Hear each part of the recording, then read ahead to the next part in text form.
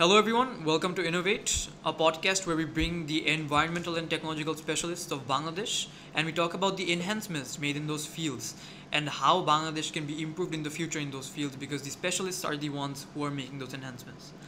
I'm Yasin Haq Shofik, the host of the podcast, and along with me, I have my co host, Imtiaz Shofik. And today we have a very special guest for the first episode. It is the Vice President of Bangladesh Sustainable and Renewable Energy Association and the Managing Director of Green Engineering Limited. And you guessed it, it's Mr. Zaid Alam. So, Zaid Uncle, how are you? Can we have a first few words and welcome on the podcast? It's a pleasure to have you. Thank you, Yasin, and co-host Mr. Imtiaz Shofik for inviting me in your podcast session. So I'm feeling very much honored, and yes, I'm fine now. Please. Thank you so much, Zaid Uncle. So Zaid Uncle, we know you've done a lot of things in the field of environment, and you've led the sustainable world, and you've led a path for Bangladeshis for a greener Bangladesh because you've been working in this field for a long time now, and it's no given that you've been in this field, and you've been in the solar field for a long time, and you're working with the Sustainable and Renewable Energy Association as well. So you know a lot of things. You're very experienced in this field, and obviously we would like to know a lot from you because we want the Bangladeshi people to be aware of the environmental enhancements that are being made because we want all the people to be aware so they can all help us to a more greener Bangladesh.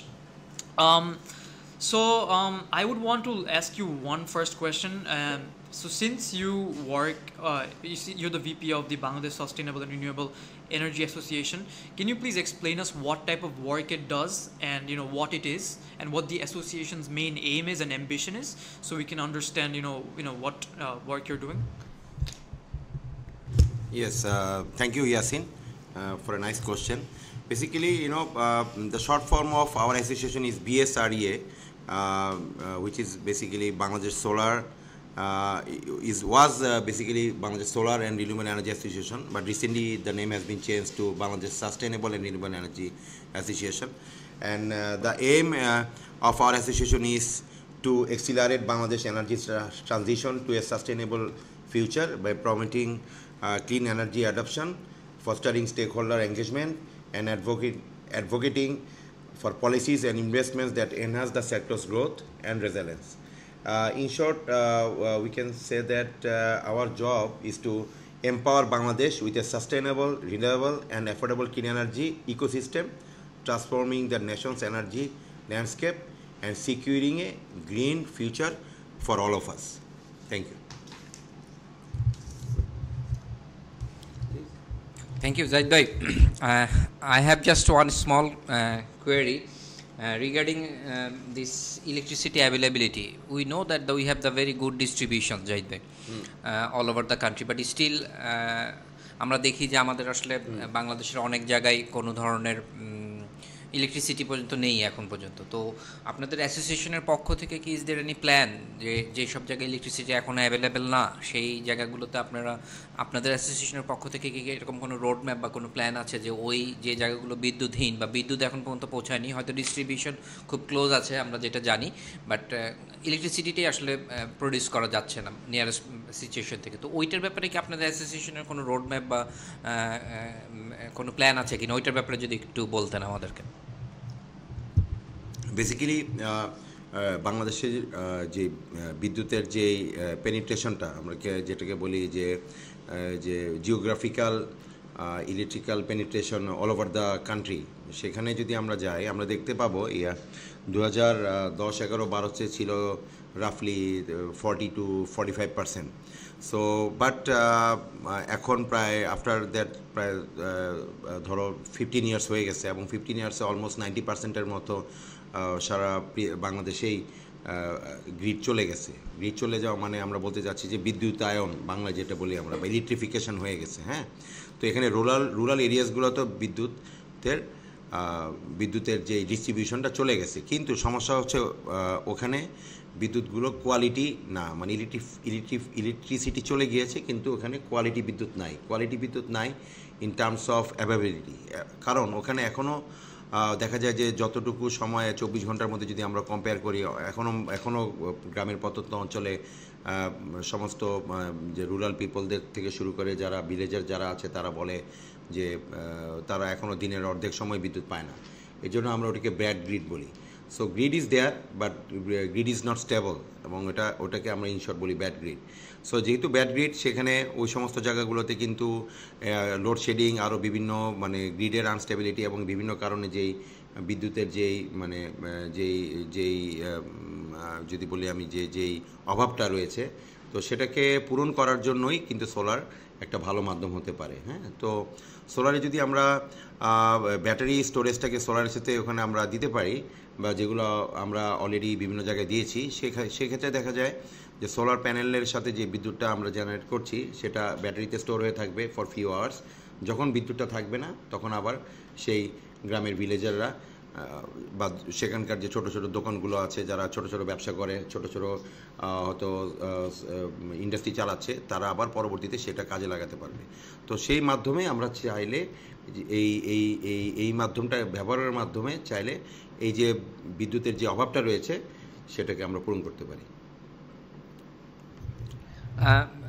Thank you Zahid ভাই, definitely it's a very good plan. But আমি just একটা জিনিস বোঝার চেষ্টা করছিলাম যে এইটার আপনি যেটা বললেন, তো এইটার availability we agree, but the cost পার্সপেক্টিভটা আসলে কেমন হবে? বিকজ আমরা যে সেগমেন্টের কথা বলছি তাদের তো আসলে ultimately, and as we know that this definitely is in bit costly. So আপনাদের অ্যাসোসিয়েশনের পক্ষ থেকে আই বিলিভ যে ওই পার্টগুলো আপনারা কনসিডার করবেন যখন এই ধরনের মাস প্রোডাকশন যাওয়ার চেষ্টা করবেন। তো কস্টটা ব্যাপারে কি আপনাদের নিশ্চয়ই কোনো কথা হয়, বা ওইটার ব্যাপারে যদি একটু বলতেন যে আসলে এটার সাথে মেইন কন্ট্রিবিউটিং ফ্যাক্টরটাই হচ্ছে কস্ট, তো ওইখানে কি আপনাদের কোনো প্ল্যান আছে কিনা? খুবই ভালো একটা কোশ্চেন। তো বিষয় হচ্ছে যে আসলে গ্রামের মানুষদের কাছে বা যে কোনো মানুষের ক্ষেত্রে যে কোনো টেকনোলজির সাথে কিন্তু অ্যাফোর্ডেবিলিটির একটা বিষয় থাকে, যে অ্যাফোর্ডেবিলিটি যদি না থাকে তাহলে কিন্তু যে কোনো টেকনোলজি আসলে একটা পর্যায়ে যে মানুষের দোরগোড়ায় পৌঁছতে পারে না।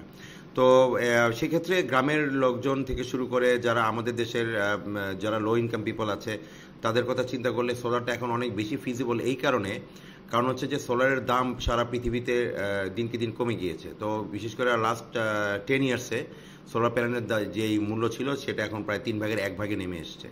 সো আমরা যদি মানে গ্রামের মানুষের কথা মানে তাদের যদি ক্রয় ক্ষমতার কথা চিন্তা করি, এখন সোলার বিদ্যুতের দাম তারা যদি একটা আগে যেটা আমরা গ্রামাঞ্চলে ব্যবহার করতাম, যে ওটাকে বলতো যে কুপি, যেটাতে এক ধরনের কেরোসিন ব্যবহার করা হতো এবং সেটা কিনা নেচারের জন্য অনেক হার্মফুল ছিল, সেই কুপির যে তেলের যে খরচ মানে কেরোসিন যেটা, সেই কেরোসিনের খরচের চেয়েও এখন সে যদি একটা সোলার প্যানেলের মাধ্যমে যদি ইভেন ব্যাটারি সিস্টেমটাকে যদি ইন্টিগ্রেট করে সেই সোলার প্যানেলের সাথে সে চালায়, তাহলেও তার সেই দামের চেয়েও কমে আসে। তো সেই ক্ষেত্রে হয়তোবা তার জন্য ইনিশিয়াল ইনভেস্টমেন্টটা একটু বেশি থাকে। ফর এক্সাম্পল একটা গ্রামের লোক ধরেন ফর এক্সাম্পল একটা দুটো প্যানেল লাগিয়ে যদি সে 35,000 টাকার মতো সে যদি স্পেন্ড করে, তার জন্য একটা বড় একটা হয়তো একটা অ্যামাউন্ট শুরুর দিকে যদি আমরা চিন্তা করি, কিন্তু ইন দ্য লং রান 2 থেকে 3 বছরের মধ্যে কিন্তু সেই টাকাটা সে উঠে আসবে যদি সে তার কুপির সাথে কম্পারিজন করে বা তার হারিকেনের সাথে যদি সে কম্পারিজন করে।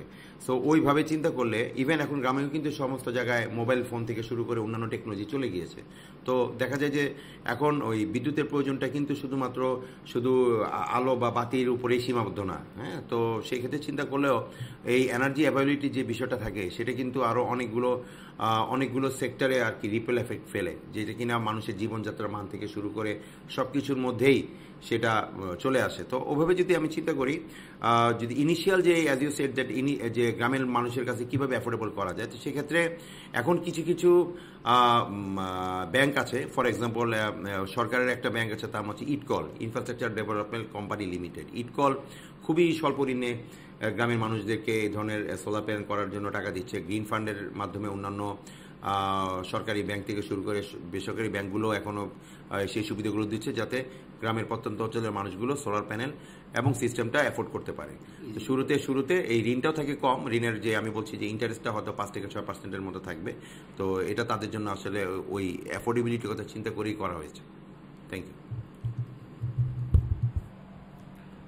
Thank you Zahid uncle. আমার কোয়েশ্চেনটা নেক্সট আর কি ফলো আপ, একটা রিলেটেড কোয়েশ্চেন। তো আমাকে যেটা নিয়ে কথা বলছিলাম ওটা হচ্ছে সোলার প্যানেল বা সোলার এনার্জি, এটা হয়তো বা সবার জন্য আর কি অ্যাক্সেসেবল না, বিকজ আপনি কস্ট যে ফ্যাক্টরটা নিয়ে কথা বলছিলাম, not everyone can access it because it is expensive. So এরকম নতুন টেকনোলজি যেগুলো অ্যাক্সেসেবল না, ওইগুলো নিয়ে তো অবভিয়াসলি একটু ঝামেলা হবে। এখন what I wanted to ask was, for example, আজকে এখন হচ্ছে সেপ্টেম্বর লাস্ট কয়েকদিন বাকি, তারপর অক্টোবর শুরু হয়ে যাবে, এন্ড ইটস সো হট না, মানে এত গরম যে পড়েছে আমার থাকা যাচ্ছে না গরমের মধ্যে। কিন্তু আমরা যদি এরকম 10-15 বছর আগে যদি আমরা দেখি, তাহলে কিন্তু এরকম অক্টোবরের শুরু দিকে অত গরম থাকতো না। তার মানে নিশ্চয়ই একটা সমস্যা হয়েছে গ্লোবাল ওয়ার্মিং, গ্রিন হাউস ট্র্যাপে, এরকম গ্রিন হাউস হিটিং এর জন্য আপনার কার্বন ডাইঅক্সাইড লেভেলস বেড়ে গিয়েছে, এমিশন বেড়ে গিয়েছে, এই জন্যই তো আপনার এরকম ক্লাইমেট চেঞ্জ হচ্ছে না। আর বাংলাদেশে কিন্তু জিনিসটা আরও বেশি। এখন যদি আপনি অন্য কোনো দেশে যান, দেখবেন কি যে ডিফারেন্সটা 10 ইয়ার্স আগে আর এখন এই টেম্পারেচারটা, হিটের টেম্পারেচারটা, মানে ইনক্রিজ ইন টেম্পারেচার হয়তো এত বেশি হবে না।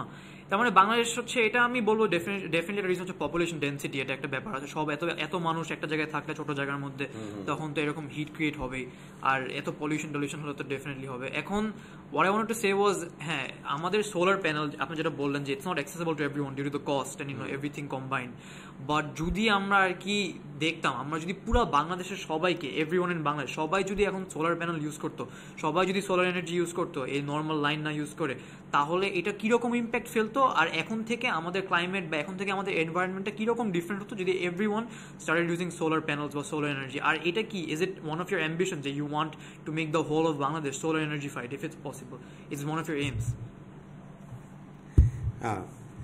Yamin, Yasin, thank you. আচ্ছা, তোমার কোশ্চেনটা যদি আমি মানে ঠিক মতো বুঝে থাকি, এখানে 3টা পার্ট। তো একটা হচ্ছে যে আমাদের অ্যাক্সেসিবিলিটি নিয়ে কথা বলেছো, যে তো সোলার প্যানেলের অ্যাক্সেসিবিলিটিটা বাংলাদেশে এখন মোটামুটি মোরলেস সবখানে অ্যাভেলেবল। তো বাট প্রবলেম হচ্ছে যেটা তুমি বলা, যে বাংলাদেশের ক্ষেত্রে, যে বাংলাদেশ তো আসলে এনভায়রনমেন্টের কথা যদি চিন্তা করি আমরা, যে এই গ্লোবাল যেই এমিশনটা, ঠিক আছে, যে এমিশন যেটাতে আমরা কিন্তু ওয়ার্ল্ডের প্রথম 50টা দেশের মধ্যেও পড়ি না। আমরা যদি ইন টার্মস অফ কার্বন এমিশনের কথা বলি, আমরা ওয়ার্ল্ডের অনেক অনেক অনেক দেশের তুলনায় পিছিয়ে আছি। মানে আমাদের কার্বন এমিশন কিন্তু সে তুলনায় অনেক কম। কারণ যদি মানে ওয়ার্ল্ডের কার্বন এমিশনের যদি মানে অন্যান্য দেশগুলো আমরা যদি বলি, ইউরোপিয়ান কান্ট্রি, তারপর চীন, ইভেন ইন্ডিয়া, ওদের দেশে যে মানে পরিমাণে কার্বন এমিশন হয় সে তুলনায় বাংলাদেশের অনেক কম।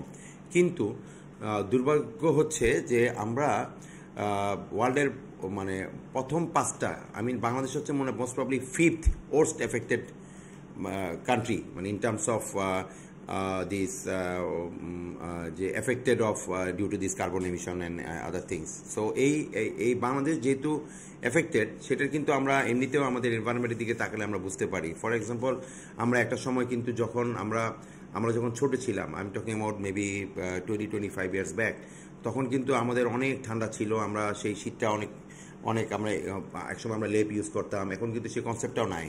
তারপর এখন হয়ে গেছে যে শীতকালের স্থায়িত্বটা অনেক কমে গিয়েছে। আমরা দেখতে পারি মাঝে মাঝে আমাদের মনে হয় যে বর্ষাকালটা এখন 12 মাসই হয়ে যাচ্ছে, যেটা আগে ছিল না। ঠিক আছে, অলমোস্ট আমরা ডিসেম্বরেও আমরা বৃষ্টি পেয়েছি, এরকমও হচ্ছে। এই যে একটা মানে ওয়েদারের যে একটা এক্সট্রিম কন্ডিশন হয়ে যাচ্ছে দিনকে দিন, সেটা বাংলাদেশের জন্য যেরকম ওয়ার্স্ট অবস্থায় এসছে, অন্যান্য দেশে কিন্তু এত খারাপ অবস্থা না। সো আমাদের ওই বিচার করলে অবশ্যই আমাদের আরও মানে ওয়েদারটাকে আরও মানে আমাদের মানে ফেভারেবল কন্ডিশন নেওয়ার জন্য শুধু বাংলাদেশ না, মানে সারা পৃথিবীর অন্যান্য রিচ কান্ট্রিজ বা ডেভেলপ কান্ট্রিজ যেগুলো আছে, তাদেরকে আরও বেশি বেশি করে কার্বন এমিশন কমাতে হবে। আর কার্বন এমিশন কমাতে গেলেই চলে আসে তখন গ্রিন এনার্জির কথা। হ্যাঁ, গ্রিন এনার্জি অনলি যে বা সাস্টেনেবল এনার্জি আমরা যেভাবে বলি, বা clean energy, it's not only solar হতে পারে, উইন্ড আছে, সোলার আছে, দেন ফর এক্সাম্পল আদার যেই রিনিউয়েবল এনার্জিজ আছে, ফর এক্সাম্পল হাইড্রো আছে, পানির বাদ থেকে যেটা হয়, হাইড্রো এনার্জি আছে। So these are all renewable energy. হ্যাঁ, তারপর ওয়েস্ট টু এনার্জি আছে, যেটা আমরা ওই যে বিভিন্ন ওয়েস্ট থেকে যেটাকে আমরা করে কাজে লাগাই। তো সেভাবে আমরা যে চিন্তা করি যে আমাদের প্রতিটা মাধ্যমকে কাজে লাগাতে হবে। ইটস নট অনলি সোলারের সাথে আমাদের কেন বাংলাদেশে বেশি আমরা সোলার নিয়ে কাজ করি, তার একটা বড় কারণ হচ্ছে যে বাংলাদেশে সোলারটা অনেক বেশি feasible, cost effective compare to এখনও যে টেকনোলজি আছে উইন্ডে।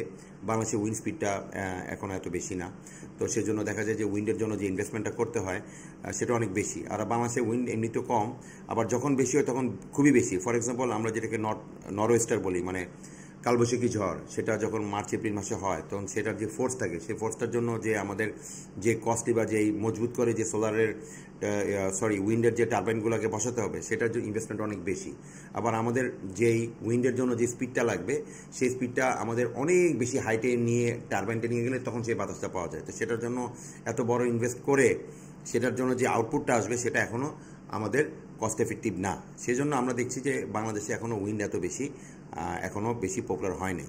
বাট উই আর এক্সপেক্টিং যে হয়তো বা নিয়ার ফিউচারে যে সমস্ত উইন্ড টেকনোলজিগুলো এখন ল্যাবে আছে বা কাজ চলতেছে, রিসার্চে আছে, সেগুলো যদি আস্তে আস্তে কমার্শিয়ালাইজড হয় তাহলে বাংলাদেশের ক্ষেত্রেও হয়তো আরও ভালো উইন্ডের কিছু মানে প্রজেক্ট আমরা দেখতে পাবো যেগুলো কিনা কস্ট এফেক্টিভ হবে। সো ওই বিচার করলে আমরা বলতে পারি যে আমাদের যে কাজগুলো হচ্ছে তো সেটার মধ্যে আমাদের প্রথম যে টেকনোলজিটা যেটা আমরা বাংলাদেশে মানে মোস্টলি অ্যাডপ্টেড মানে সোলার, তো সেটাকে চাইলে আমরা অনেক দূর পর্যন্ত নিয়ে যেতে পারি। কারণ হচ্ছে যে আমাদের সোলারে কিন্তু বাংলাদেশে অনেক অনেক অনেক অনেক মানে সুযোগ আছে। কারণ সোলারের ক্ষেত্রে সেই সুবিধাটা হচ্ছে যে সোলারের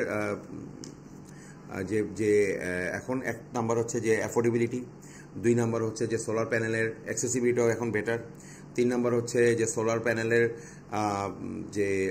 যে জায়গাটা সেই জায়গাটা বাসা বাড়িতে ছোট ছোট করে সবাই যার বাসায় লাগাতে পারছে। এবং আমরা যেটাকে বলি আর কি রেসিডেন্সিয়াল রুফটপ সোলার। তারপরে আবার ইন্ডাস্ট্রিতে আমরা অনেক বড় বড় যে ইন্ডাস্ট্রির যে বিল্ডিংগুলো হয় বা শেডগুলো হয় সেই শেডগুলো কিন্তু পুরোপুরি অ্যাবান্ডেন্ট আছে, পড়ে থাকে, এবং ওখানে কিন্তু মানে হিউজ পরিমাণে সোলার প্যানেল বসানো যায়। তো সেগুলো যদি আমরা কাজে লাগাই তাহলে বাংলাদেশের একটা সার্টেন অ্যামাউন্ট হয়তোবা আমরা বলবো যে নিয়ার ফিউচারে মোর দেন 50% পর্যন্ত আমরা টোটাল যে এনার্জি ডিমান্ড সেটা সোলার থেকেই আমরা মিটাতে পারবো আর কি। তো we are hopeful, so let's hope for the best. হ্যাঁ জাহিদ ভাই, জাস্ট একটা সর্ট অফ টপিক, বাট আমার কাছে আমার মনে হয় একটা টপিকই আছে। তুমিও দেখেছো যে জাহিদ ভাই যেটা বললেন যে আমাদের স্পেস মানে বিভিন্ন জায়গায় চেষ্টা করছেন ওনারা, বাট জাহিদ ভাই and Yasin, you have also seen that we have in the metropolitan city we have seen the lot of battery rickshaw pedal, the battery and we have also lot of boats and all those things, and also we have a lot of local transport which is using diesel or low cost petrol or something.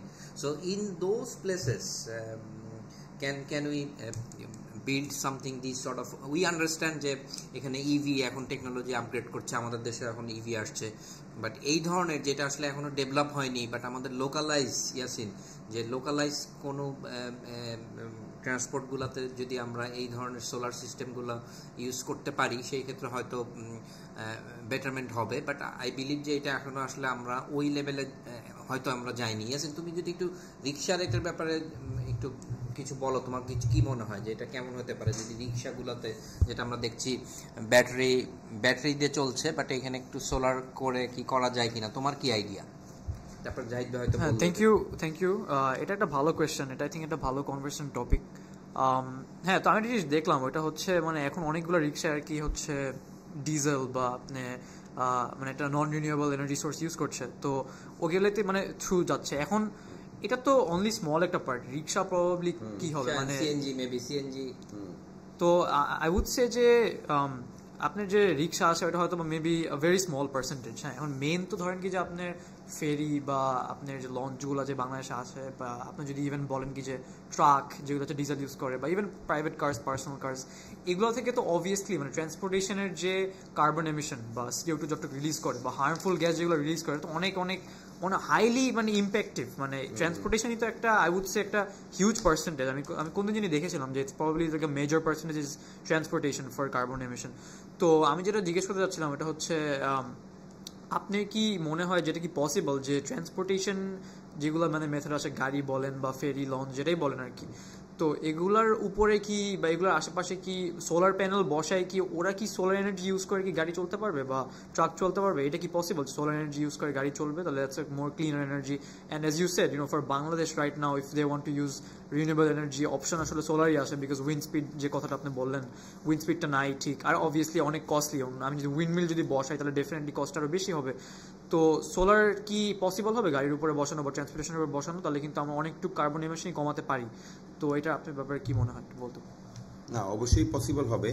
খুবই সুন্দর একটা question. Possible হবে, তবে আমরা যদি একটু দেখি যে একটা গাড়ির ছাদে সে ফর এক্সাম্পল এটা হয়তো একটা, আমি যদি একটা প্রাইভেট কারের কথা বলি, হ্যাঁ, তো প্রাইভেট কারের কথা সে হয়তো ওইদিকে 8 ফিট বাই 5 ফিট হয়তো 40 স্কোয়ার ফিটের মধ্যে হয়তো বেশি সোলার প্যানেল একটা গাড়ির ছাদের মধ্যে বসানো যাবে না। আর আমি যদি বাসের কথা বলি তাহলেও কিন্তু খুব বেশি স্পেস নাই। তো একটা বাস যে পরিমাণ এনার্জিটা মানে বাসের দরকার, হ্যাঁ, বা একটা গাড়ির যে পরিমাণ এনার্জি দরকার সেটা ইনস্ট্যান্ট সোলার থেকে নিয়ে ইনস্ট্যান্ট গাড়ি রান করবে। তো সেটা আসলে ওভাবে ওই মানে কনস্ট্যান্ট থাকবে না এই কারণে, ফর এক্সাম্পল আমাদের তো সোলার বেসিক্যালি কি একটা মানে ও তো জেনারেট করে হচ্ছে ইনস্ট্যান্ট ওই সান থেকে, তাই না? যখন এনার্জিটা আসে সান থেকে, এটা কনভার্সন করে তারপরে এটা ইলেকট্রিক্যাল এনার্জিতে কনভার্ট হয়। ফর এক্সাম্পল আমি যদি সোলারকে বলি, সোলার কিন্তু এখনও আনরিলায়েবল ইন এ সেন্স যে আমি জানি না যে এখন বৃষ্টি হচ্ছে না, একটু পরে আবার রোদ আসবে, হয়তো সারাদিন আজকে আকাশ মেঘলা থাকতে পারে। তো একটা গাড়ি বা একটা বাস একটা তো সেই আনরিলায়েবল ইয়ের উপরে সানের উপরে বেস করে তো চলতে পারে না। তো এটা সলিউশন আছে। সলিউশনটা কি? যে আমি আমার টার্গেট থাকবে যে আমি সান থেকে এনার্জিটা স্টোর করে নিব কোথায়? আমার গাড়িতে, আমার বাসে, বা আমি যে ট্রান্সপোর্টের কথা বলছি, অ্যাজ ইউ সেড দ্যাট ফেরিতে বা যে কোনো নৌকা। ফর এক্সাম্পল আমার নৌকাটা চলবে আগামীকাল, আমি একদিন আগে অথবা আমি যে সোলার এনার্জিটা আমি এভাবে চিন্তা করতে পারি যে এটা সোয়াপিং বেসিস বলে। ফর এক্সাম্পল ব্যাটারি সোয়াপ এরকম যে আমার যেটা অলরেডি থ্রি হুইলারে আমার company Engreen engineering is working already with another company called Advance Dynamics. ওটা অলরেডি কিছু টিভি মিডিয়াতে এসছে। তো we have few charging station as well in দক্ষিণ খান, উত্তর খান, all those places. তো ওখানে কেন করেছি আমরা? কারণ ওখানে অনেক বেশি থ্রি হুইলার, আমরা যেটাকে অটো বলি, মানে ওই যে নর্মালি যে রিক্সাগুলো থাকে বা অটো রিক্সা যেগুলো থাকে ওগুলো কিন্তু সবই EV car, one side of EV কারই, কারণ ওটা কিন্তু ব্যাটারিতে চলে, আর কিছু না, নো ডিজেল নাথিং।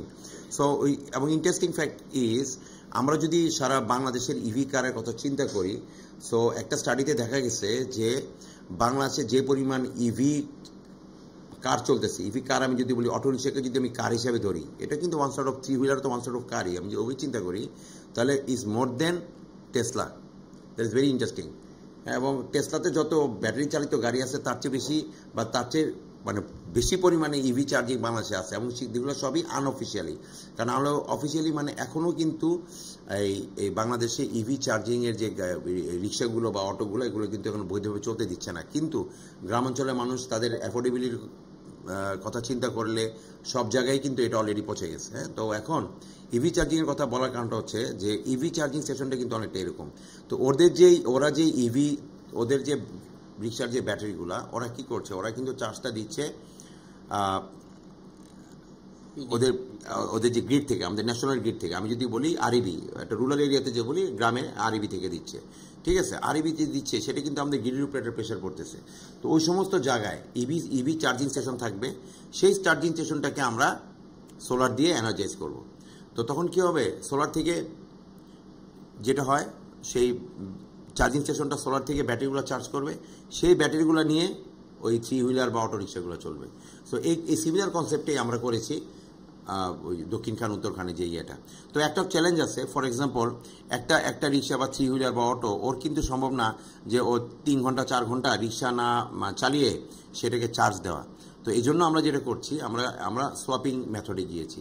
ও একটা ব্যাটারি জমা দিবে, আরেকটা ব্যাটারি অলরেডি তখন সোলারে চার্জ হয়ে থাকবে, যাতে তার কোনো সময় নষ্ট না হয়। সো এই মডেলে আমরা অলরেডি সোলারকে ইন্টিগ্রেট করতে পেরেছি ইভি চার্জিংয়ের সাথে। So that can B a good model. এবং একই মডেলটা আমরা চাইলে ফেরি থেকে শুরু করে অন্যান্য জায়গায় যতটুকু চার্জই দেওয়া যায় না কেন, হয়তো বা একটা ফেরি বা বাসের জন্য সোলার চার্জিংয়ের মানে সাথে যদি আমরা ইন্টিগ্রেট করতে পারি। ফর এক্সাম্পল অনেক সময় এরকম দেখা যায় যে একটা গাড়িতে কিন্তু যেই পরিমাণ ইভি ইভি আমি যদি ইভি কারের কথা বলি, এখন কিন্তু অনেক প্রাইভেট গাড়িতেও আই মিন আমরা যে সমস্ত সেডান কারগুলো ইউজ করছি, ভালো ভালো ব্র্যান্ড BMW থেকে আরও বাংলাদেশে এখন অনেক ব্র্যান্ড, ইভেন চাইনিজ ব্র্যান্ড, ওরাও কিন্তু এখন ইভি কার নিয়ে আসছে। সো ওরা যে ইভি কার নিয়ে আসছে, ওদের কিন্তু ইভি চার্জিং স্টেশন দরকার, তাই না? ইভি চার্জিং স্টেশন কিন্তু সারা বাংলাদেশে অলমোস্ট নাই, ঢাকাতে মনে হয় 3-4টা হয়েছে মাত্র। তো ওই যে ইভি চার্জিং স্টেশনগুলো আছে, সেই ইভি চার্জিং স্টেশনগুলো কী করতেছে, ওরা কিন্তু পাওয়ারটা নিচ্ছে কিন্তু পিডিবি থেকে। আমি যদি বলি, যদি আরেকটু যদি আমি ভিতরে আসি, আমি ফর এক্সাম্পল এটা যদি গুলশানে কোনো একটা চার্জিং স্টেশন হয়, তাহলে নিশ্চয়ই ডেস্কো থেকে নিচ্ছে। তো ডেস্কোর যে পাওয়ারটা, সেটা কিন্তু গ্রিন পাওয়ার না, সেটা গ্রিড থেকে নিচ্ছে। তো ওই চার্জিং স্টেশনটাকে যদি আমরা সোলার দিয়ে চার্জ করতে পারি অ্যাটলিস্ট দিনের বেলা, কারণ যেহেতু দিনের বেলা ছাড়া কোনো অপশন নাই সোলারের, যেহেতু সানদিনে, তো তাহলে কিন্তু সেই চার্জিং স্টেশন একটা ভালো একটা পরিমাণ কিন্তু অটোমেটিক্যালি গ্রিন এনার্জি চলে যাচ্ছে, ট্রান্সফার হয়ে কোথায়, সেই ভেহিকেলে। সো এইভাবে চাইলে আমরা এটাকে আরও অনেক বেশি ছড়াই দিতে পারবো বাংলাদেশে। সো আমার এটাই হচ্ছে আর কি সাজেশন। আমি জাস্ট ইয়াসিন তোমার জন্য একটা বলি, জাহিদ ভাই যেটা বলছিলেন যে সোয়াপিং, এইটা আমি একটা ওই দিন দেখছিলাম কোথায় জানি, ইটস লাইক এই সোয়াপিংটাও আবার সর্ট অফ ভেন্ডিং মেশিনের মতো একটা আছে, যে আপনি ইউজ ব্যাটারিটা এখানে মানে ডিসচার্জ ব্যাটারিটা দিলে আপনার আইডি থাকবে, ওইখান থেকে আর একটা ভেন্ডিং এর মেশিন, তো চার্জ ব্যাটারি, যেই ভেন্ডিং মেশিনটা আলটিমেটলি জাহিদ ভাই যেটা বললেন যে সোলার দিয়ে আসলে কানেক্টেড, এবং ওই ভেন্ডিং মেশিনগুলো যেটা দেখেছি যে বিভিন্ন স্পটে যেখান থেকে আসলে ড্রাইভাররা বা শফাররা আসলে এটা নিতে পারে, সেটাও কিন্তু আলটিমেটলি গ্রিন সোলার দিয়েই ওইটাকে তৈরি করা। সো আলটিমেটলি হ্যাঁ, আপনি যে টেকনোলজির কথা বললেন সেইটা থেকে আরও ডিজিটালাইজ হয়ে যাচ্ছে, যে সেখানে কোনো হিউম্যান টাচেরও ব্যাপার থাকছে না। শফার আর driver can come and put the old battery or discharge battery, and automatically he paid and is coming at another new full charge set of battery. So this is also is coming maybe in our country very soon. Let's see. But as you mentioned, this is very interesting. As a count of the EV car or whatever yes, we are the three-wheeler, it's in more than maybe in the Tesla count, right? So that was not informed by me. So this is really interesting. Yasin. Thank you Zahid uncle. So না, ওই ইনফরমেশনটা আসলে আমি নিজেও শক যে Tesla থেকে বেশি, because Tesla তো আসলে প্রবাবলি ওয়ার্ল্ডের লিডিং আপনার ইলেকট্রিক কার সেল করছে। ইলন মাস্ক যেগুলো করছে, এটা আসলে করার মতন কোনো কাজ না, মানে অনেক ডিফিকাল্ট আর কি। তো আমি এখন একটু টপিকটা চেঞ্জ করতে যাচ্ছিলাম। আমি ইভি কার থেকে একটু সরে আমি বলতে চাচ্ছিলাম, আপনাকে জিজ্ঞেস করতে চাচ্ছিলাম যে আপনি বললেন কি যে দি রিলায়েবিলিটি অফ সোলার প্যানেলস, এটা আমি আসলে কোয়েশ্চেন করি।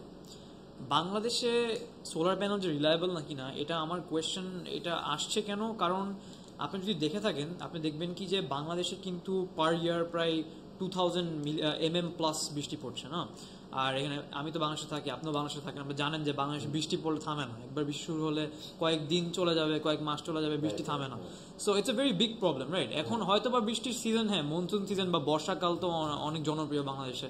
এখন বৃষ্টি যে কয়েক মাস যে পরে, আপনি 3-4 মাস যে পরে, ওই পিরিয়ড অফ টাইমটা হয়তো বা আমি ধরে নিলাম কি যে for example the winter time and the summer time, তখন হয়তো বা কোনো বৃষ্টি পড়ছে না, তখন সোলার প্যানেল আরামসে চলছে, কোনো সমস্যা হচ্ছে না। কিন্তু ওই পিরিয়ড অফ টাইমটা যখন 3-4 মান্থস, যখন আপনি মানে আসলে অনেক মেঘলা থাকে বা বৃষ্টি না, পানি না পড়লে হয়তো বা সানটা থাকছে না, সানলাইটটা পাচ্ছে না, তখন সানলাইট না পেলে তো ইউভি যে এনার্জিটা, ওইটা তো রিসিভ করতে হবে না সোলার প্যানেলগুলো। তো ওই হিউজ গ্যাপ অফ টাইমটা যে মানে আসলে সোলার প্যানেলগুলো কাজ করবে না ঠিক মতন, ওইটা কি আসলেই বাংলাদেশকে রিলায়েবল বানায় এরকম সোলার প্যানেলের জন্য এরকম একটা জায়গা? বাংলাদেশ কি is Bangladesh fit for solar panels or solar energy because of that? Because বাংলাদেশের ওয়েদার তো আর স্যান্ডিয়েগোর মতন না কি যে সবসময় আর কি সানি থাকবে, ভালো থাকবে, বৃষ্টি থাকবে না। তো আপনি কি মনে হয়, is it fit for solar panels and solar energy Bangladesh? না, অফকোর্স বাংলাদেশ সোলার এনার্জির জন্য পুরোপুরি ফিট। কেন বলছি আমি একটু বুঝিয়ে বললে তুমি বুঝবা। তো বাংলাদেশে যেটা তুমি শুরুতে যেটা বললা যে রিলায়েবল সোলার প্যানেলের কোয়ালিটি বাংলাদেশে যারা আমরা ইম্পোর্ট করি, যেমন আমি একটা ব্র্যান্ড ইম্পোর্ট করি যেটা সিঙ্গাপুর থেকে আসে, মেড ইন সিঙ্গাপুরের, কেউ আনে চায়না থেকে। আর ইন টার্মস অফ বাংলাদেশের যে সোলার প্যানেল যারা বানাচ্ছে, সেগুলো আসলে খুবই ছোট আকারে, তো এবং সেগুলো কোয়ালিটি নিয়ে অনেক কোশ্চেন্স আসে দেখে আমরা আসলে বাইরে থেকে ইম্পোর্ট করে এখন আনছি। এবং ইম্পোর্ট করার বড় কারণ হচ্ছে আমাদের দেশের সরকার সবসময় সোলার ইম্পোর্টটাকে এনকারেজ করছে, এবং এই জন্যই আমাদের আসলে সোলার ইম্পোর্টে ওরকম সেই পরিমাণে কোনো কাস্টম ডিউটিজও নাই। খুবই খুবই নমিনাল। তো সেজন্য আমরা এবং সরকার করেছে আমাদের বিশ্বাস এই কারণেই যে যাতে আমরা বাইরে থেকে আরও কোয়ালিটি ভালো মানের প্যানেল আনতে পারি, এই জন্যই আমরা সোলার প্যানেলগুলো বাংলাদেশ থেকে বাইরে থেকে আনি। তো আনার পরে যখন সোলার প্যানেলে তুমি যেটা বললা যে না, যে এই যে বৃষ্টির কথা বললা, তাই না, যে বৃষ্টি থাকতে পারে, আকাশ মেঘলা থাকতে পারে, হ্যাঁ। তো নর্মালি যেটা হয় যে সোলার প্যানেলের যে রেটিং থাকে সেটা ধরো 1000 ওয়াট পার মিটার স্কোয়ারের মতো, যে সানের যে ইন্টেন্সিটিটা, হ্যাঁ, যে সূর্যের প্রখরতা আমি যদি বাংলায় বলি, তো সেটা থাকলে একটা সোলার প্যানেল, ফর এক্সাম্পল একটা সোলার প্যানেল 500 ওয়াটের, তাহলে সে এটা 500 ওয়াট তখন জেনারেট করবে। কিন্তু নর্মালি দেখা যায় যে বাংলাদেশে এরকম হয়তো খুবই মানে সামারের টাইমে ধরো ফর এক্সাম্পল যে এপ্রিল বা মে মাসে কোনো কয়েকটা দিন হয়তো ওরকম সূর্যের প্রখর আলোটা থাকে, তখনই একমাত্র সেই 500 ওয়াটের প্যানেল একমাত্র 500 ওয়াট পর্যন্ত জেনারেট করে। আদার দেন দ্যাট সবসময় কিন্তু তোমার সেই সানের যে ইন্টেন্সিটি আরও কম থাকে, হয়তো 700-800 ওয়াট থাকে, তখন অলওয়েজ এটা 20-30% কম থাকে। তো আমরা কিন্তু ওইটা চিন্তা করি, আমরা সোলার প্যানেল ডিজাইন করি। ফর এক্সাম্পল তাহলে আমরা এটা কীভাবে আমরা এটাকে ওভারকাম করছি, আমরা তখন একটা প্যানেলের জায়গায় 2টা সোলার প্যানেল বসাচ্ছি, মানে 500 ওয়াটের জায়গায় 2টা 500 ওয়াট বসাচ্ছি, ঠিক আছে, সো দ্যাট যাতে আমরা সেই সানের যেই পরিমাণটা যখন কমে যায় তখন যাতে সেটা আমরা ওভারকাম করতে পারি। ফর এক্সাম্পল ইভেন সকালবেলা দেখো তুমি, সকালবেলা কিন্তু সানের ওয়াট কী হয়, সানের ওয়াট কম থাকে, তাই না? সকালবেলা সানের ওয়াট কি হয়তো তুমি দেখবে 300-400 ওয়াট পার মিটার স্কোয়ার থাকে। রেডিয়েশনটা আমি যদি বলি, সেই ইরেডিয়েশনটা আস্তে আস্তে বাড়তে থাকে, হ্যাঁ, 12টা একটা সময় বেশি থাকে, আবার 1টা-2টার পর থেকে আস্তে আস্তে আবার সূর্যের যখন পশ্চিম দিকে হেলে যেতে থাকে তখন কি হয়, আবার সানের ইরেডিয়েশনটা আস্তে আস্তে কমে যেতে থাকে। তো সোলারের জেনারেশনটা একটা সাইন কার্ভের মতো, হ্যাঁ, সকালবেলা কম থাকবে, আস্তে আস্তে আস্তে দুপুর পর্যন্ত যাবে, তারপর আবার দুপুরের পরে বিকালের দিকে যেতে যেতে আরও পিকটা কমে যাবে। তো সেইটাকে আমরা অন এন এভারেজ আমরা ধরি যে 3.5 থেকে 4 ঘন্টা। বাংলাদেশের সব জায়গায় কিন্তু সোলার প্যানেল বা সানের ইন্টেন্সিটি এক না। ফর এক্সাম্পল সিলেটে যে পরিমাণ বৃষ্টি হয়, উত্তরবঙ্গে রংপুরে কিন্তু সেই পরিমাণ বৃষ্টি হয় না। তার মানে কি, ওখানে বেশি সান থাকে। সো ওইভাবে যদি আমি চিন্তা করি বাংলাদেশের ওভারঅল, হ্যাঁ, সোলার জেনারেশন যদি বলি বা সান, আমরা এটাকে অনেক সময় আবার বলি সান উইন্ডো বলি, সান আওয়ারও বলি, সান আওয়ার। তো বাংলাদেশের অ্যাভারেজ সান আওয়ার হচ্ছে 3.5 আওয়ার থেকে 4 আওয়ার পার ডে, ঠিক আছে। সো এই আমি যদি হাইয়েস্টটা ধরি 4 আওয়ার্স পার ডে, তো 4 আওয়ার্স পার ডেতে আমরা ফুল জেনারেশন পাই। বাট ইউজুয়ালি হয় সকালবেলা থেকে কম থাকে, আবার বিকেলে গিয়ে আবার কমে যায়। সো অ্যাভারেজ করলে 4 আওয়ার্স পার ডে আমরা পাই। তো ওইভাবে চিন্তা করলে আমরা ওইভাবেই আমরা যে কোনো সিস্টেম ডিজাইন করি, এভাবেই আমাদের সমস্ত বড় পাওয়ার প্ল্যান্ট থেকে শুরু করে সোলারের ছোটো কাজগুলো এভাবেই করা হয়। ওভারঅল একটা বিষয় তুমি যেটা বললা, যেটা জাস্ট আমি হঠাৎ মনে হলো বলি, যে রেইনফলের কথা। হ্যাঁ, অনেকে ভাবে যে বৃষ্টি হয়েছে বা আকাশ খুব মেঘলা তার মানে কোনো জেনারেশন হচ্ছে না, তা কিন্তু ঠিক না। ইভেন যখন বৃষ্টি হয় তখনও 30%-এর মতো জেনারেশন হয়। ইটস নট লাইক দ্যাট যে এটা জেনারেশনটা একদম জিরো হয়ে যাচ্ছে। So as long as sun is there, কিছু আলো আছে, সানের মানে কিছুটা সানের লাইটটা পড়ছে সোলার প্যানেলের উপরে, there will be some generation. এটাই হচ্ছে বিষয়টা। আচ্ছা, জাস্ট এটার সাথে আমি একটু যদি জিজ্ঞেস করি, এই যে আপনি যেটা বললেন ইভেন সান লাইট না থেকে মানে হালকা লাইট থাকলেও আপনি বলছেন জেনারেশন হয়, তো এইটার যে মানে মেইনটেনেন্সটা জাহিদ ভাই, এই যে মানে এই sand and all those things এটার উপরে যদি থাকে, তাহলে সেই ক্ষেত্রে কি আসলে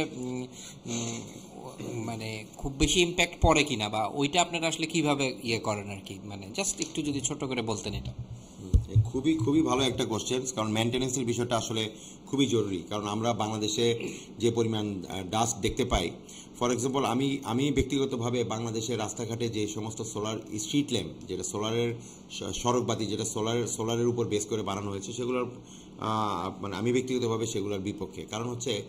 কারণ সোলার প্যানেলটা একটা লাইটের উপর যখন ছোট্ট একটা সোলার প্যানেল বসানো থাকে, কিন্তু আমরা রাস্তায় যে পরিমাণ ধুলো আমরা দেখতে পাই, সেই ধুলোগুলো কিন্তু প্রতিদিন যদি পরিষ্কার না করা হয় তখন কিন্তু সোলার প্যানেলের জেনারেশনটা অনেক কমে যায়।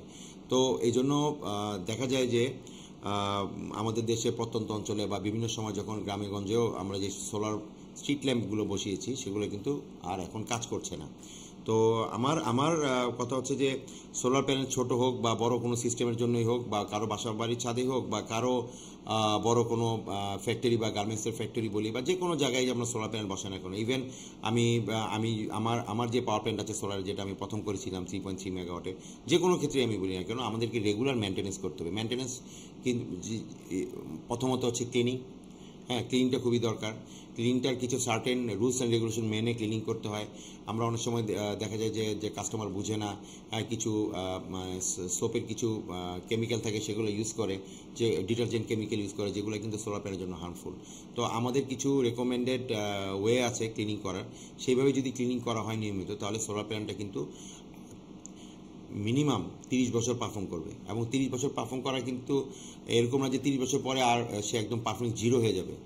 এবং ইন্টারেস্টিং ফ্যাক্ট হচ্ছে, কেউ যদি সোলার প্যানেল এখন বসায়, সে ফর এক্সাম্পল সে 10 কিলোওয়াটের একটা সোলার প্যানেল বসালো সিস্টেম, সেখানে হয়তো 15টা প্যানেল সোলার প্যানেল আছে কথার কথা, তো সেক্ষেত্রে তার 30 বছর পরেও সে যা বসিয়েছে তার 80% সে আউটপুট পাবে। তার মানে 30 বছরে তার ম্যাক্সিমাম 20% কমবে। তার মানে সোলার প্যানেল যদি কেউ লাগায়, তার জীবদ্দশার জন্য একবার লাগালেই যথেষ্ট। যদি সে নতুন টেকনোলজিকে অ্যাডপ্ট করতে না চায়, হ্যাঁ, সোলার প্যানেলের নতুন নতুন মডেল আসতেছে, এফিসিয়েন্সি বাড়তেছে, that is another discussion and another topic. ওটা নিয়ে আমি যদি সুযোগ থাকে আমি বলবো।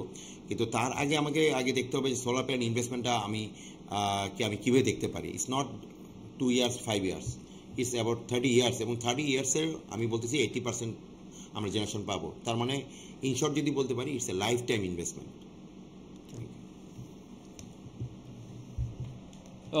Thank you Zahid uncle. না, ঠিক কথা বলেছেন আপনি, মানে ইনভেস্টমেন্ট লাভ সোলার প্যানেল, মানে ডেফিনেটলি লংজিভিটিটা অনেক হাই সোলার প্যানেল। 30 বছর তো আর কি কম কথা না, তার মধ্যে আবার জিরো হয় না, যেটা বললেন। তো আমার একটা কোয়েশ্চেন ছিল, এটা হচ্ছে আমি কয়েক বছর আগে মনপুরায় গিয়েছিলাম, আমি বলবো 3-4 বছর হয়ে গেছে। Southern side of the Bangladesh, right? হ্যাঁ, সাউদার্ন সাইড বাংলাদেশের। তো মানে বরিশালে আর কি মনপুরা। সো ওখানে গিয়েছিলাম, আর ওইখানে আর কি মানে চর যেটা আর কি বলা হয়, মানে যেটা হচ্ছে আর কি হ্যাঁ ভোলার মধ্যে ছিল যেটা বলেছেন। তো চর যেটা বলা হয় আর কি আপনার যে একটা সি আছে ওইখানে, ওইটার পাশে আর কি যেখানে মানে মানুষরা থাকে আর কি, আমি ঠিক নামটা আমার মনে নেই, কুয়াকাটা আর কি যেটা, হ্যাঁ কুয়াকাটা, ওইটার পাশে আর কি যেটা মানে চর যেগুলো থাকে যেখানে মানুষ থাকে। তো ওইখানে the people the way they live, না মানুষদের হচ্ছে লিভিং স্টাইল কিন্তু খুবই পোর, মানে ওইখানে মানুষরা খুবই আর কি ওইরকম up to the standard living স্টাইলে থাকে না। হ্যাঁ, এখন আসলে ওইখানে মানুষের চান্স কম, এখন অপরচুনিটি কম, এখানে আসলে করবেটা কি, মানে কোনো জব টবের কোনো অপরচুনিটি নাই, বা কোনো বিজনেসের কোনো অপরচুনিটি নাই।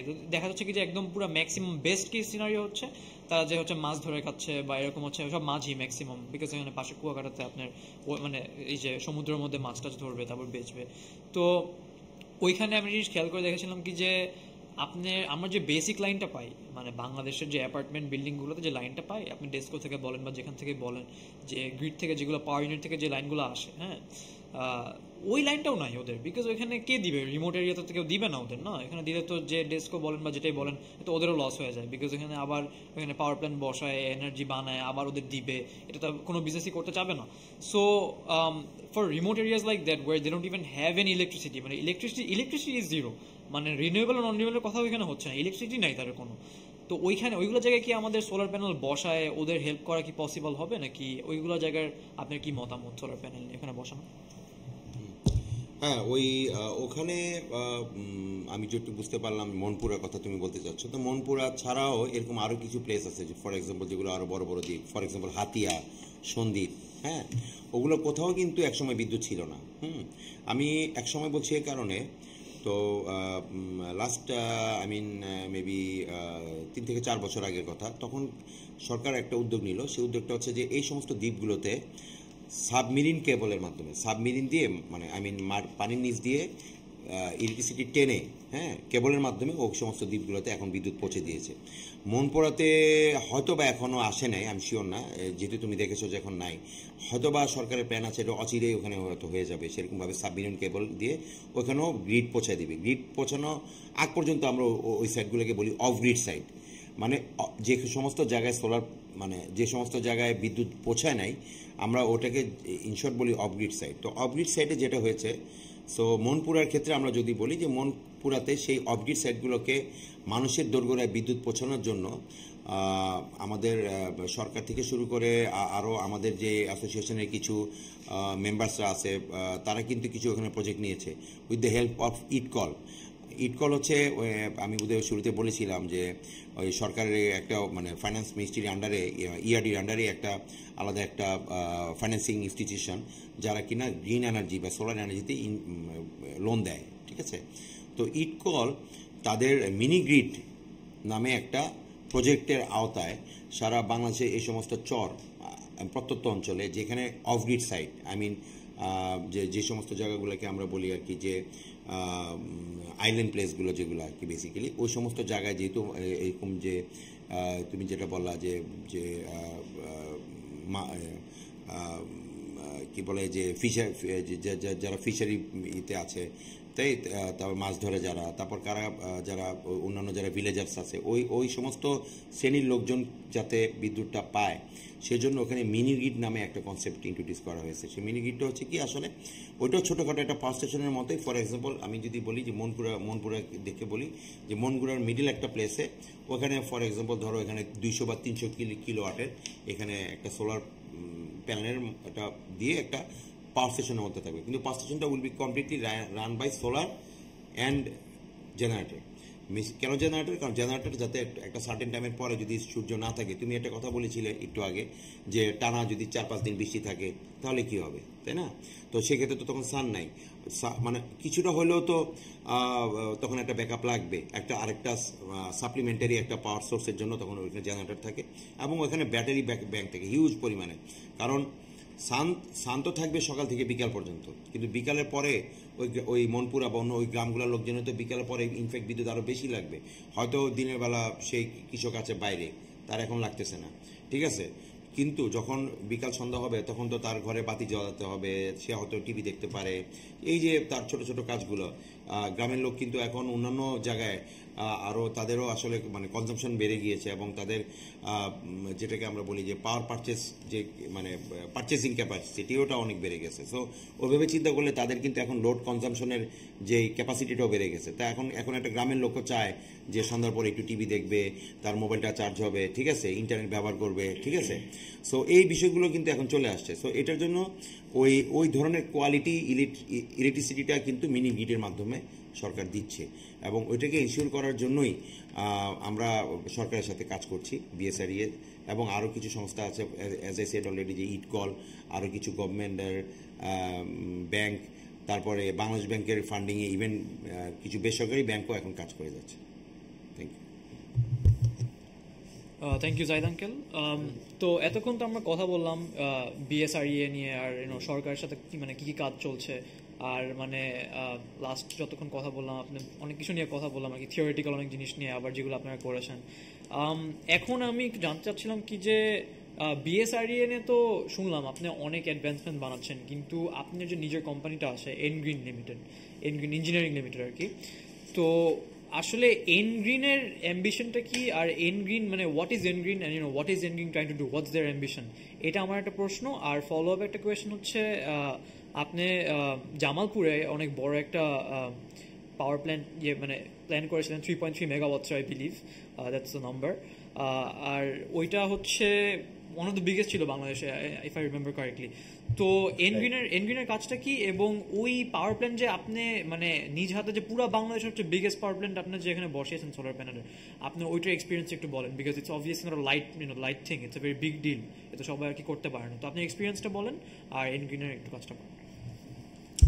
আচ্ছা, শুরু থেকে যদি বলি, আমি এনগ্রিনের জন্ম হয়েছিল এনার্জাইজার এন আর গ্রিনের গ্রিন, তো সেভাবে আমাদের এনগ্রিনের জন্ম। তো আমাদের কোম্পানির মেন ইয়ে হচ্ছে যে basically we are energising green. So সেই কনসেপ্ট থেকে আমাদের যাত্রা শুরু হয়েছে ব্যাক ইন 2012। হ্যাঁ, তো আজকে প্রায় 12 বছর হয়ে গেল আমাদের এই কোম্পানি।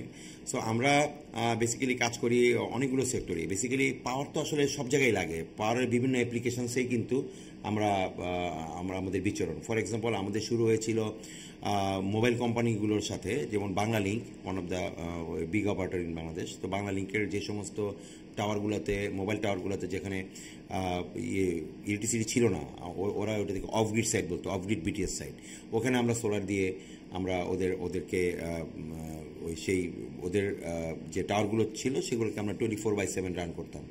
তো সেটা আমাদের একটা ইএসএসও ছিল। ইএসএস মানে এনার্জি স্টোরেজ সিস্টেম। তো ইএসএস এর মাধ্যমে প্লাস জেনারেটর প্লাস আমাদের সোলার, এই তিনটার হাইব্রিড একটা সিস্টেম ছিল, ওভাবে আমরা রান করতাম। তো ওখান থেকে আমাদের যাত্রা শুরু। তারপরে আমরা বাংলাদেশের যে রেসিডেন্সিয়াল যে সোলার আছে ওখানে আমরা নিয়মিত কাজ করে যাচ্ছি। আমরা CNI, I mean commercial and industry sector যেটা সোলারের, সেটাতে কাজ করে যাচ্ছি। বেসিক্যালি সিএনআই অ্যান্ড রেসিডেন্সিয়াল এগুলোকে আমরা রুফটপ সিস্টেমের মধ্যে ফেলি। সো আমরা রুফটপে কাজ করছি, আমরা মোবাইল কোম্পানিগুলোর সাথে বিটিএসের টাওয়ারের যে কাজগুলো সেগুলো করছি। বেসিক্যালি পাওয়ার যেখানে যেখানে লাগে সব জায়গাতেই আমাদের মোরলেস বিচরণ আছে। ফর এক্সাম্পল আমরা সোলার ইরিগেশনের কাজ করছি। ইরিগেশনের কাজগুলো কিন্তু খুবই ইন্টারেস্টিং, কারণ একটা সময় ছিল সবাই কিন্তু ডিজেল চালাতো, ঠিক আছে, গ্রামের যেই জমিগুলোতে পানি দেওয়ার জন্য। তো ওখানে সোলার ইরিগেশনের মাধ্যমে কিন্তু এখন এটা খুবই একটা কমন একটা মাধ্যম এখন সব, এবং গ্রামের কৃষকরা এটা খুব খুব ভালোভাবে এখন এটা অ্যাডপ্ট করতে পেরেছে, এবং বিকজ অফ এটার খুব ইজি ইনস্টলেশন এবং অ্যাভেবিলিটি এবং অ্যাফোর্ডেবিলিটি সব কিছুই এখন তাদের আওতার মধ্যে চলে এসছে। তো আদার দেন দ্যাট তারপর আমরা আরেকটা বড় সেক্টরে আছি, অ্যাজ ইউ সেড দ্যাট সোলারের যেটা হয় পাওয়ার প্ল্যান্ট আর কি, এটাকে ইউটিলিটি সোলারও বলে। বেসিক্যালি এটা হচ্ছে জাতীয় গ্রিডের মাধ্যমে সোলারটাকে আমরা সোলার পাওয়ারটাকে আমরা ইনজেক্ট করি, বা আমরা ইভ্যাকুয়েশন বলি আর কি বেসিক্যালি আমাদের টেকনিক্যাল টার্মে। তো যেটা হয় যে বাংলাদেশে সোলারের তো অনেক কাজ হয়েছে 2015-16 পর্যন্ত। তো 16 পর্যন্ত মানে আমি বলবো যে 16তে আমাদেরই প্রথম যেটা আমরা কাজটা ধরেছিলাম যে 2016তে আমরা প্রথম বাংলাদেশের সোলারের মাধ্যমে বড় একটা প্রজেক্ট করলাম, যে প্রজেক্টের মধ্যে আমরা জাতীয় গ্রিডে সোলার পাওয়ারটাকে আমরা ইভ্যাকুয়েট করতে পেরেছিলাম। সেটাই বেসিক্যালি আমার সবচেয়ে বড় প্রজেক্ট, যেটা 3.3 মেগাওয়াটের। বাট সমস্যা হচ্ছে যে ওই সময়টা সেই 3.3 মেগাওয়াটটা করতে গিয়ে আমাদের কিছু চ্যালেঞ্জ ছিল, কারণ বাংলাদেশে এত বড় পাওয়ার প্ল্যান্ট কেউ করে নাই। তো মানে মানুষের অনেক কোশ্চেন ছিল যে মানে জমির পরিমাণ, কীভাবে জমিটা ম্যানেজ হবে, জমি এত কেন বেশি লাগছে, হ্যাঁ, গভর্নমেন্টের সার্টিন জায়গা থেকে অনেক অ্যাপ্রুভালের সময় লাগছিল, যেহেতু যে কোনো নতুন প্রজেক্ট করতে গেলে যেটা হয় যে একটু সময় বেশি লেগে যায়। পরবর্তী প্রজেক্টগুলো কিন্তু তখন আর সেই একই সমস্যাগুলোতে আর পড়ে না, যেটা আমাদের ক্ষেত্রে হয়েছিল আর কি। বিডার পারমিশন থেকে শুরু করে সমস্ত বিষয়গুলো আমাদের জন্য প্রথম হাতে কিছু চ্যালেঞ্জ ছিল, এই জন্য সময় একটু বেশি লেগেছিল। বাট আলহামদুলিল্লাহ তারপর তো আমরা করার পরে তো এখন আইছে অনেক বড় বড় প্রজেক্ট হয়ে গেছে, এখন 50 মেগাওয়াট, 100 মেগাওয়াট, 200 মেগাওয়াট পর্যন্ত হয়ে গেছে বাংলাদেশে। বাট আমরা গর্ব করতে পারি একটা কথা, ছোটোবেলা আমাদের প্রজেক্টটা ছোটো হতো, বাট তখনকার সময় এটা ছিল সর্বপ্রথম 1 নাম্বার। সো এটা পায়োনিয়ার প্রজেক্ট হিসেবে আমাদের মানে একটা গর্ব করার সুযোগ আছে। জি, thank you. Very interesting, Jahid bhai. Unbelievable. I really also can remember those days. আপনি আসলে কিভাবে কাজগুলো করেছেন তখন বাংলাদেশে 3.3 নাও সাউন্ডস লেস, বাট আসলে তখন এটা অনেক বড় ছিল সবকিছু মিলে বাংলাদেশের জন্য। Right, absolutely. আর আমাদের প্র্যাকটিসগুলো বাংলাদেশে ওইরকমই ছিল, কিলোওয়াটে। আমি জাস্ট আপনার কথা আর ইয়াসিনের প্রশ্ন থেকে জাস্ট একটা জিনিস একটু মনে পড়লো, জাস্ট আমি আমার থটটা একটু শেয়ার করি জাহিদ ভাই, যে আপনি যেমন যেহেতু সাস্টেনেবল এনার্জির কথাই আমরা বলছি, definitely solar is the main part. But এই সোলার লাইক উইন্ডো, হাইড্রো, আমরা সবাই আপনি বললেন অনেকগুলো পয়েন্ট। আমার যেটা মনে হয় যে ইয়াসিন, লাইক তোমার ধরো যে বায়োগ্যাস, আর একটা কথা, এটা হয়তো আমরা প্রপারলি ওইভাবে আমরা আসলে ডিসকাস করি না, কিন্তু আমরা যদি আমাদের দেশের পার্সপেক্টিভটা দেখি জাহিদ ভাই, যে আমাদের যে অ্যাগ্রো বেস যেটা মানে আমি যদি বলি যে বায়োগ্যাসের মানে মেইন রিসোর্সটা হচ্ছে কাউডাং বা এই ধরনের অ্যাগ্রো থেকে আসে, even from this chicken, poultry and from everywhere. So আমরা যদি লাস্ট কয়েক বছরে দেখি যে এটা তো আসলে অনেক ইনক্রিজ করছে, তাই না, যে অ্যাগ্রো বেসটা। তো সেইটা এখন পর্যন্ত আমার কাছে যেটা মনে হয় যে ওইভাবে মানে প্রপার ইউটিলাইজেশনটা, ওয়েস্টেজগুলোকে প্রপার ইউটিলাইজেশন করে যে বায়োগ্যাসের মাধ্যমে যে রিসোর্সগুলোকে ইউজ করা, ওইটা মনে হয়নি। বাট উই বিলিভ ইয়াসিন যে ডেফিনেটলি এই জিনিসগুলো হয়তো সামনের দিকে আরও থাকবে, সাস্টেনেবল এনার্জির কথা আমরা যখন বলছি। সো এইটা আমার কাছে মনে হয়েছে জাহিদ ভাই। সো আই বিলিভ যে আপনাদের অ্যাসোসিয়েশন থেকেও হয়তো ইনকামিং ডেজ আপনারা হয়তো এটা নিয়ে হয়তো সামনে কাজ করবেন আর কি। আর আমার জাস্ট ছোট্ট একটা লাস্ট প্রশ্ন আমার দিক থেকে যদি আপনাকে একটু করি, যে আপনি তো আসলে জাহিদ ভাই দেখেন, আপনি আপনি এনগ্রিনের কথা বললেন, আপনি এত এইরকম একটা অ্যাসোসিয়েশনের ভাইস প্রেসিডেন্ট হিসেবে কাজ করছেন আপনি, বাট এই সব কিছুই তো আসলে বাংলাদেশকে গ্রিনার করার জন্য করছেন, আই বিলিভ সো। তো আসলে আপনার এই যে আমি যদি আপনার ব্যাকগ্রাউন্ডটা জানি, আপনি আসলে বিভিন্ন কর্পোরেট সেক্টরে কাজ করেছেন, আপনি টেলিকমিউনিকেশনে কাজ করেছেন, আপনি অন্য পাওয়ারে কাজ করেছেন, আপনি নিজে বিজনেস করেছেন, এখন আপনি আসলে এই যে সৌরশক্তির দিকে বা সাস্টেনেবল এনার্জির দিকে আসলে কাজ করছেন বাংলাদেশকে গ্রিন করার জন্য। তো এইটার পিছে আসলে আপনার মানে মোটিভেশনটা কি বা ইন্টেনশনটা কি ছিল? Definitely it's an good motivation. So আমাদের সাথে যদি একটু শেয়ার করতেন জাহিদ ভাই অন দিস।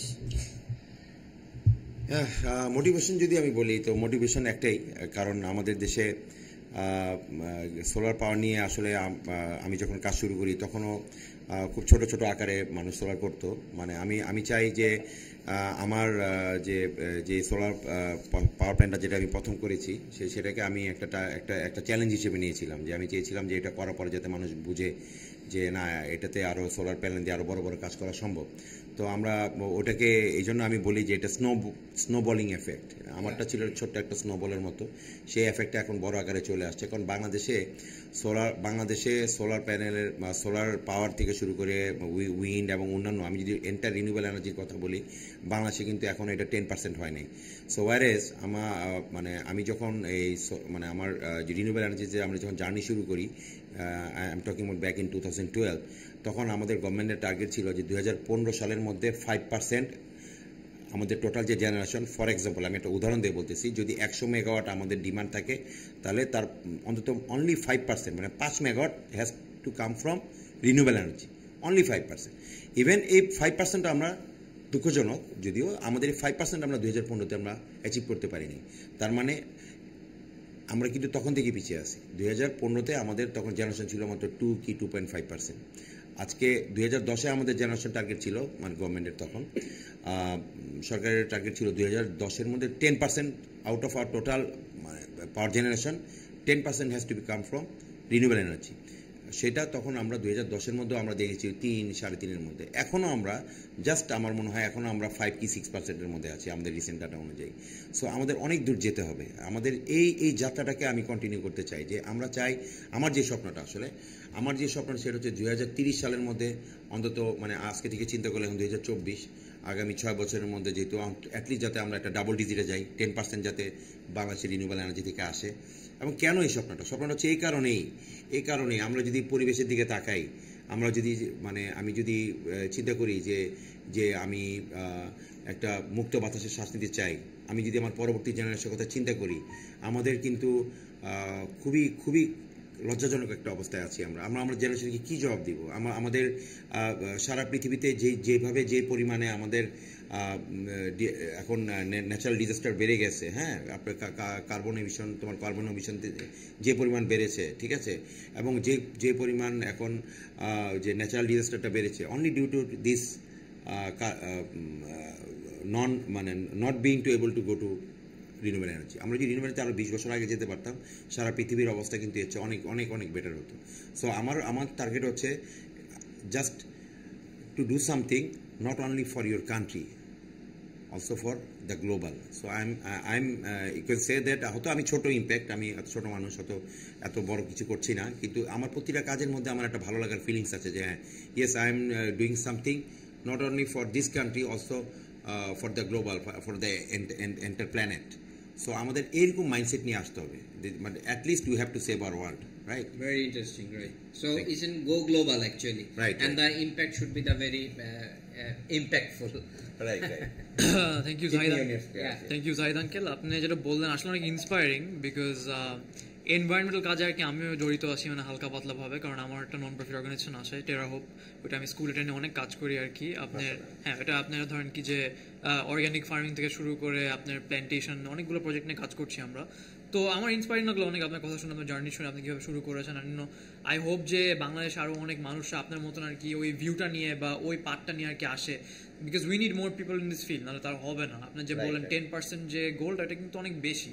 10% কিন্তু মানে শুনতে হয়তো কম মনে হয় যে মাত্র 10%, কিন্তু 10% কিন্তু কম না, মানে of the total, if you think of the total power production, তাহলে কিন্তু 10% অনেক হিউজ। তো আমি বলবো কি যে থ্যাংক ইউ ভেরি মাচ, মানে আপনি যেগুলো শেয়ার করলেন হোপফুলি আমাদের অডিয়েন্স বা ভিউয়ার যারা আছে শুনে ইনফরমেটিভ মনে করেছে। আর আমি প্রিটি শিওর কয়েকজন যদি এক দুজনও যদি আর কি ইন্সপায়ার্ড হয়ে মানে কাজটা শুরু করে ফিল্ডে, তাহলে আমাদের এটা উইন টু উইন একটা সিচুয়েশন। এর পাশে আমি আর কি একটু বলবো আমাদের শেষ করার আগে কি যে আমাদের সাইড থেকে আর কি congratulations, because you have received the 51 Fabulous Global Solar Leaders Award and also the 51 Fabulous Global Leaders Green Leaders Award.